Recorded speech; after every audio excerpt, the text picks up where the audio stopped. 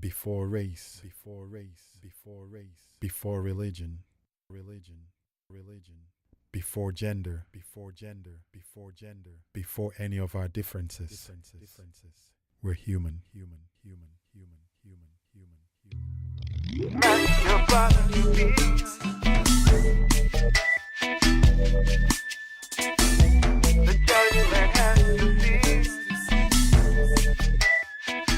There are seminars teaching tools of self-management to peace, happiness from within.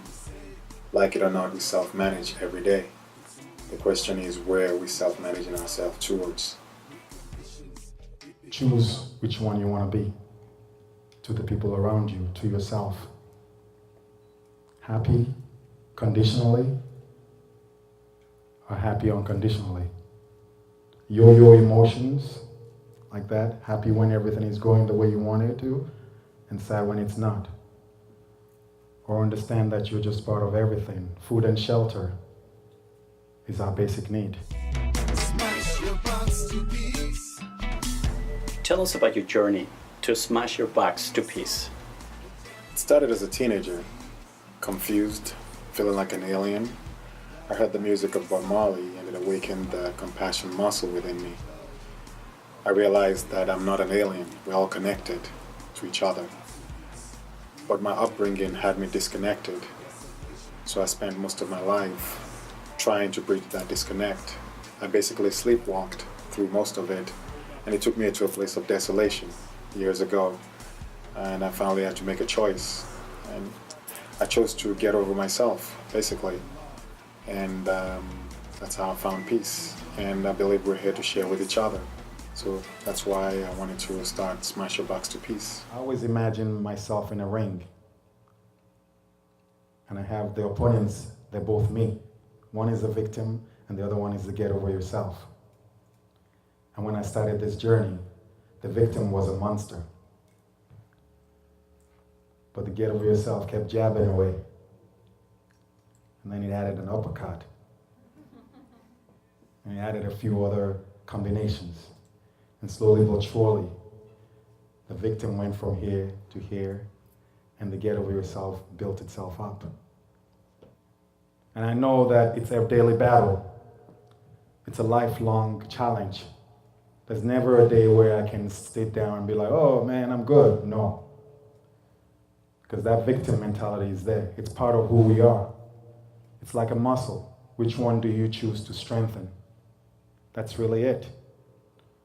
What do you want to do?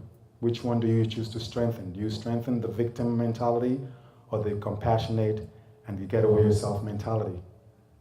The world needs the compassionate mentality. We need it badly. Tick tock, tick. This is the story of your life. My passion is to share the seeds of unconditional love. With work, they germinate to peaceful souls, emancipated from all the paradigms that enslave. What's your motivation? If you look at what's going on in the world, you realize it's time that we stop talking about the status quo and doing something about it. We're a family. There's no they or them. It's just we and us. We are one.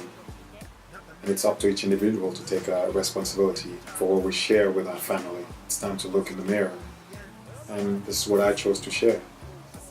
Most of us agree that love is the key to peace. Yet you look at our society as a whole and see that we're far from being a peaceful society. What do you think we have this age-old problem?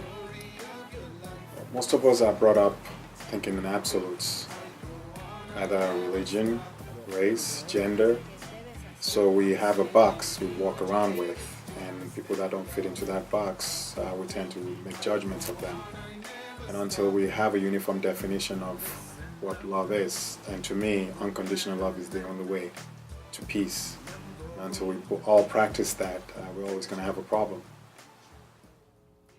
And every one of you, you're connected to brothers, sisters, aunts, nieces, nephews. If you can just imagine them every single day when they're in a struggle.